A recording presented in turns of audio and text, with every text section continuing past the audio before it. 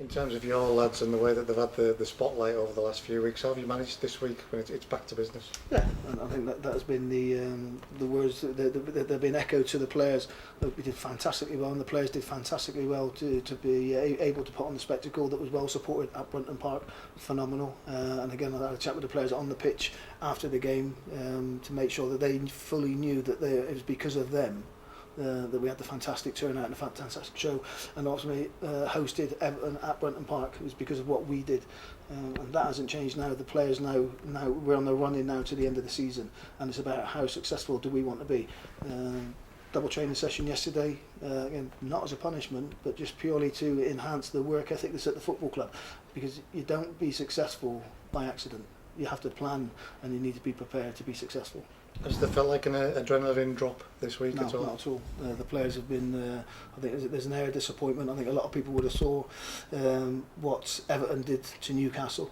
And sometimes in some respects it gives you a little bit of justification if they can do that to a fellow Premier League team.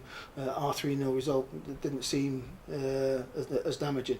The players are disappointed because I think we could have played and performed a little bit better than what we did. We gave Everton a head start in the game, and that allowed them to play with an air of confidence, and it took the thrill of the cup tie out of it very early on. Between 12-15 minutes, the game as a cup tie was changing, and it was about making sure we stayed in the game as long as possible. But ultimately now the players are aware that we've got a run in now to the end of the season, and we want to finish as high as possible, and it starts tomorrow with Accrington.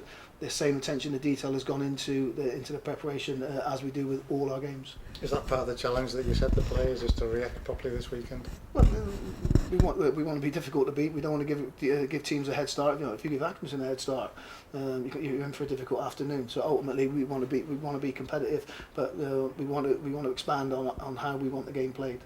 You mentioned training. How's been finding training venues this week been for you? Has that disrupted it at all?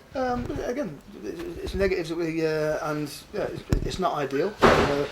We went to watch Everton play in under 21 games, myself and Lee, and you marvel at the facilities that they've got, and if anything you walk there with an envy, but ultimately you come back and you say, well, we need to make the best of what we've got, and that's my challenge, and that's the challenge of the coaching staff here. Yeah, it's dead easy to walk around and say, well, yeah, we haven't got the same as everybody else. Now, what we have got is we have got a team of people that care about what we do when we're out training.